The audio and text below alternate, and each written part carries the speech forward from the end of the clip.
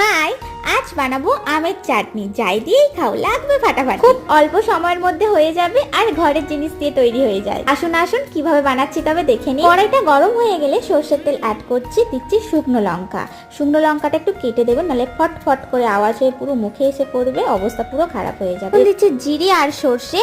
অবশ্যই কিন্তু গ্যাসটা একদম লোতে রাখবেন। এরপর আমার কাঁচা আর পাকা আম ছিল, বেশ ভালোই হলো, তাড়াতাড়ি সেদ্ধ হয়ে যাবে। একটু ভাজা হয়ে গেলে অ্যাড করছি হলুদ, একটু কালারের জন্য দিচ্ছি কাশ্মীরি লঙ্কার গুঁড়ো, সামান্য ভেজে নেওয়ার পর জল অ্যাড করছি আর লাস্ট দিচ্ছি নুন যখন জলটা ফুটে আসবে। এরপর পুরোপুরি আমটা সেদ্ধ করার জন্য চাপা দিয়ে দিলাম। সেদ্ধ হয়ে গেলে অ্যাড করছি চিনি পরিমাণ মতো, যতটা আপনি মিষ্টি খাবেন। তারপর গাঢ় হয়ে এলে রেডি আমের চাটনি। তাই আমি সিঙ্গারার সাথে খেয়েছিলাম, দারুণ খেতে হয়েছিল। আচ্ছা, আমের চাটনিটা বানানোর জন্য কিন্তু বিদিশা দিয়ে আমাকে বলেছিল, আমি তোমার জন্য রেসিপিটা শেয়ার করলাম। বাড়িতে কিন্তু দিদি তুমি বানাবে আর কেমন খেতে হয়েছে আমাকে জানিও। কেমন? টাটা।